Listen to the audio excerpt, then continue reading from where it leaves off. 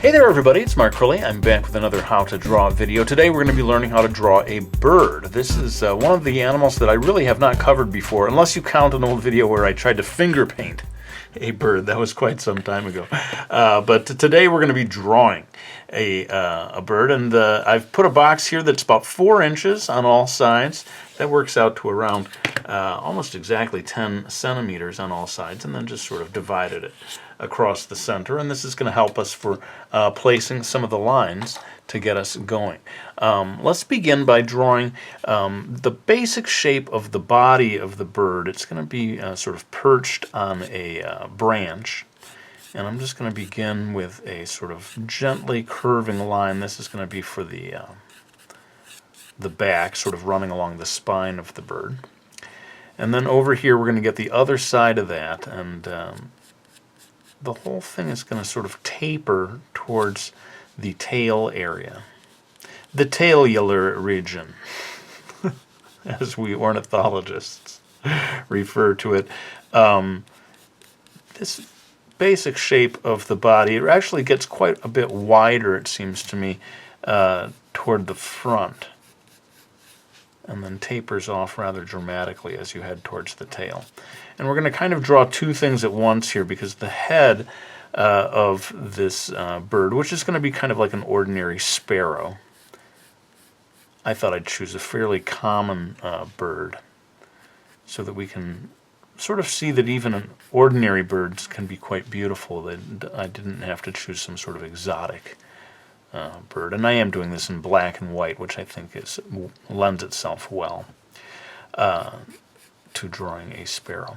In any case, the head shape is kind of like a dome, and you can see that I've had that line rest across that top line there. It doesn't quite reach this line over here. That's going to be for the beak, and this curving line here eventually will sort of be a dividing line in the feathering, the sort of pattern at the top of the head.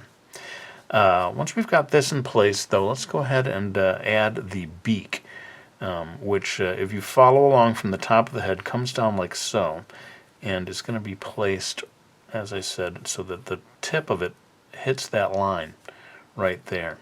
And I'm going to erase away just a little bit so that it's easier for you to see the basic shape of this, kind of a diamond-like shape, as we look at the beak. And the top and the bottom beak are fairly close to the same side. I think the top of the upper part of the beak is maybe just a little larger. And later on we'll get into the details of it, but you're going to find that this upper beak sort of extends and hooks down just a little bit. And as for the eye, it is actually placed quite close to the beak. If you come to this point where the mouth reaches the edge of the beak, just go up a tiny bit from there, and you're going to have a pretty good placement for the eye. And it's quite small, the eye itself. We're going to get into more details later on, but let's move on down to drawing the tail feather. You'll notice that I left a little space here outside of the frame, and hopefully this line, I'm going to add the tail feathers coming down. They kind of hit right here at the corner of the square. And hang on, I think I'm going to have to readjust the camera. Yeah, I just need to give a little more space so that you can see just how far these tail feathers extend past the corner of that square. And these also sort of taper a little bit as they head towards the body. This is a sort of a bird at rest, and I think an actual bird in flight is going to look quite different. But in any case, this is generally the way we see birds. Now this, as it reaches the body where I had done that curving line, I'm actually going to readjust this so that this becomes the actual line of the sort of spine. And then this over here will eventually become the other wing that we don't quite see. And speaking of wings, let's go ahead and get onto this one. If you can put a curving line that sort of starts here, just a little bit above the crosshair section, then you can make a wing shape. This is sort of where the wing begins, That's not going to be a real hard defined line later on, but it's good for placing the line of the wing. Then paying attention to how much space is left here. This is where we're going to begin to draw this line, this basic guideline for the one wing that is in pretty plain view. And of course the feathers sort of fold in one atop the other, so that you end up with quite a small amount of space being occupied by the wing, like a folded up fan almost. And you'll see me sort of breaking this into roughly 3 areas. There's this tip where the long tip, the feathers. Boy, can I talk? Maybe I need more coffee. It splits into like this pointy part where the feathers are extending at the very edge of the wing, and then sort of breaks, I would say loosely, into sort of 3 areas back like so. And once we've got that in place, I think we should go ahead and draw the legs. As I said, this bird is going to be perching on a branch. I'm actually going to start with the legs, and then I'll draw a branch that sort of fits where I decide to draw the legs, a little bit opposite of what you might expect. But that's the advantage of being an artist. You can invent a branch that's exactly the kind of branch you want it to be for supporting your drawing in a way. And this down here, this lower line here, can tell you the extent of where the claw or talon, is that right, goes. Now the bird's sort of toes almost split into a lower talon down here, and then 3 that are hooked over the top of the branch. And I'm not getting too much into the anatomy here. I think a real bird expert would maybe have questions about the length of these claws and so forth. But let's say that we see at least 2 sections of these upper claws. And then let's go ahead now and start to put in a rough guideline of some sort of branch for the bird to be resting on. Go ahead and have this come down like so, and maybe go behind the tail feathers over here, extending into the distance just a little bit. And this will allow us to draw that second claw in just the right place. Kind of repeating what we did over there, basically. And that's the nice thing about drawing a bird, is that, you know, the guidelines are relatively simple. Most of the time is going to go into adding the shading, which I'll do some of it real time, but I think we're going to inevitably have to call in Old Man Time-Lapse to help me speed through some of this. But let's go ahead and zoom in so that I can get into some of the details of the head. All right, so we're going to come in here and draw a little sort of shape that goes around the eye. It's as if the entire surface of the body of the sparrow is covered by feathers, except for just this little region. Almost looks like a mask, like a superhero mask. It's Super Sparrow to the rescue. This little area here, and this is where you don't see any feathers. I'm going to go ahead and darken in the eye, although I'm going to come back later on with my trusty black Prismacolor to use my 2-pencil method. But you can go ahead and darken in this area, just leaving a little bit of a white circle there around the eye.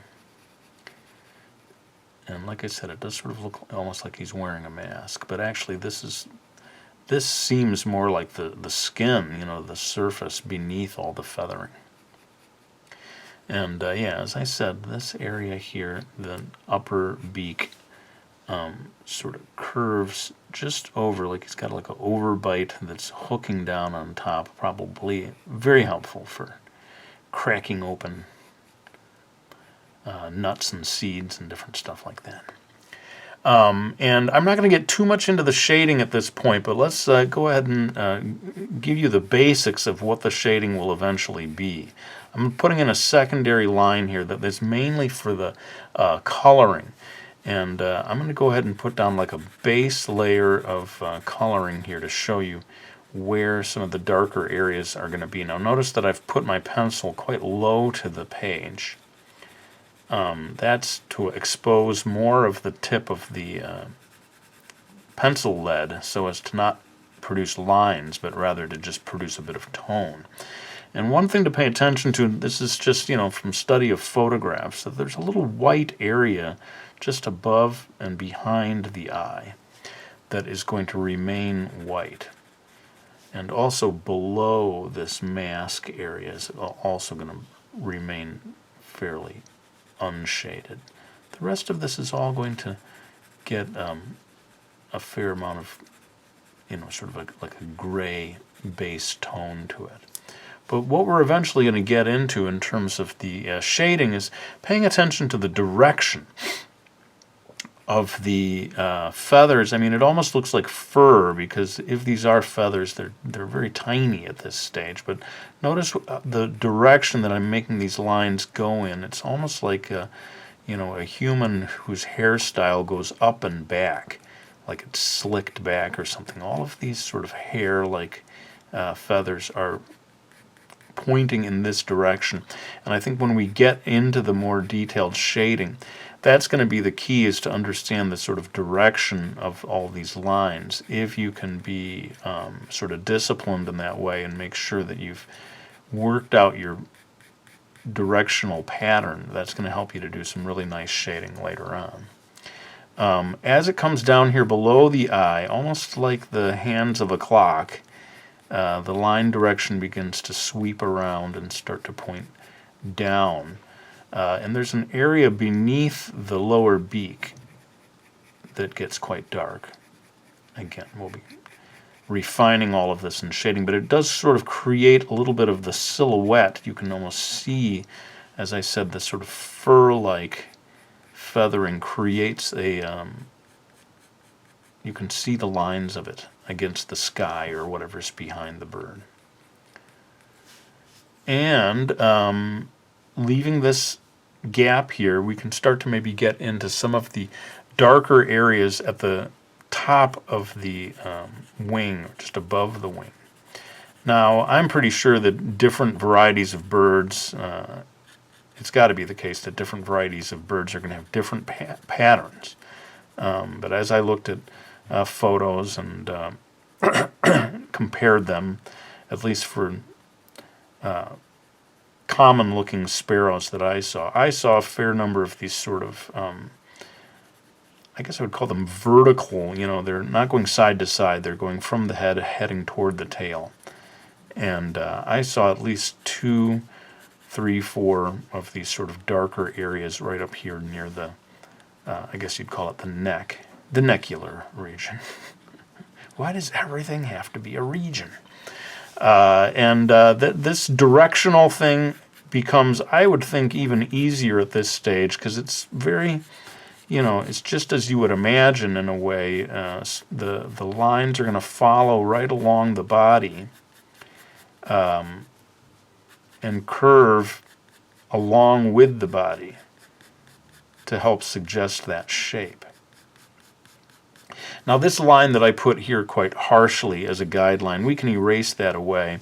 And this is really kind of an area where there's a bit of overlap from the feathers near the neck as we start to get into the actual wing area. And there's one clear feather that I noticed, at least in this variety of sparrow, that comes in right here. There's a secondary section that comes after that. All right, so you got 1, 2, and then finally it turns into this long section of the wings. Now let me refocus the camera as we head down out of the picture frame. So here we go, where we're going to see these long straight lines for the sort of tips of the wings. Much longer than these areas here. But there tends to be a darkness towards the tips of the feathers. And so you see me sort of going in and beefing up the darkness in those areas. It becomes a little hard to see, but here there's this, seems to be like a secondary area, maybe extending a little bit from this first one, that covers the sort of back side of the wings. And I noticed an area of darkness here, again, a little bit like these ones above. And in this area, it's a little bit like the reverse, because there's lightness at the tip instead of darkness. And then all along the back here, in photos that I studied, I was seeing little areas of blackness. Probably the tips of other feathers that are folded back. They're a little hard to see. But you can see where the direction of the lines becomes pretty important for you to understand, which direction all these lines are going in. And this area here that's starting up below the beak, again, we see the contour. Looks a lot like fur to me, although surely it is feathering. Surely. Couldn't be fur on a sparrow? You must be mad. And then that extends all along here, pretty much just each line following the one before it. And because of the wing there, you're going to get a certain amount of shading here if the bird is lit from above. Yeah, and actually I think we have managed to get the basics of the shading in here during this stage of the video. You're going to see me sort of polish it all up later on, spend a lot of time. But over here, we can get just a suggestion of the other wing that is just not all that visible in this pose, but that saves you the trouble of drawing it. All you got to do is sort of hint at it away. And we're coming down, happily, to some of the final things. I suppose we can just go ahead and finish off these tail feathers. Here is where I think you don't have to be too loose or too precise, rather. You can get actually a little loose with your line work. This is all these tail feathers sort of packed tightly together, like a folded up Japanese fan in a way. And again, in this particular breed, you get a lot of darkness down at the tips. And the trusty black Prismacolor is going to help us a lot for refining that later on. But there you go. We're down to the last bit of it. Hang on, I'm going to sharpen this pencil so that we can get into shading the legs and the claws. And I'm using lines that kind of curve around the shape, sort of suggesting the shape of the sort of cylinder-like structure of these claws and the legs. And back here with this other leg, I'm going to go ahead and darken that in a fair amount, like it's just in shadow. And I'm not going to get into teaching about how to draw a tree branch. This video is getting a little long as it is. And I think maybe right now it's time for me to just, I'm gonna pull back to show the entire drawing and show you where I'm going to hit these areas with a darker black Prismacolor. Alright, so this will be the last thing we do before we kick it into time-lapse to do the final polishing, but I'm just going to show you with a black Prismacolor, a ordinary black colored pencil. These are the areas where I would really start to darken things up. Of course, the eye, which is really sort of jet black, and within that region there is some variation here underneath what sort of looks like the brow area. And then back here behind, I'm going to darken that in as well. Right here beneath the lower beak seems to be an area where a lot of darkness forms. As we said before, we've established a sort of a black series of sort of stripy coloring here along the back, the sort of shoulder area, I guess you would call it. And I think you can see already that a drawing like this greatly benefits from what I call the two-pencil method. Pulling out a black Prismacolor pencil, or the darkest pencil you can get hold of, basically, and really going for it in these areas. to get that contrast. I think it just really helps a lot. I noticed a bit of shading at the ridge of the beak here, and also on the other side of it, and of course at the bottom where the light doesn't reach so much. And after that, certainly over here at the tips of the wings, that's a place where you can really kind of go to town and darken things in. You know, adding contrast to a drawing like this just really does wonders, I think, for, you know, you can see just in a matter of seconds almost. It lifts it to this higher level. You know, it was a decent looking drawing to begin with, but if you can get that contrast in there. And you've already done the hard work of figuring out where, you know, the line direction goes, so you can be fairly confident going on top of some of this stuff. And that's probably getting us to the end of it. You know, down here for sure we're going to have darker tips to all of this tail feather area. And I'm just going to do the whole rest of the tree branch in time-lapse. Sorry, no instruction about that. But I think it's high time that we finish this up. So I'm going to bring in Old Man Time-lapse. I've always been a big fan of sparrows. And he's going to help me to finish off the rest of this drawing in time-lapse, and then we'll be back with a few final words.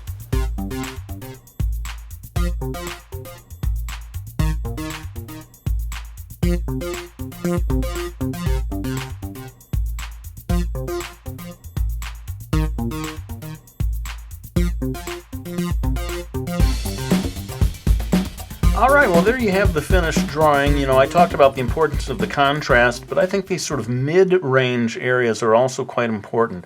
A darkness that's forming down here at the side of the head.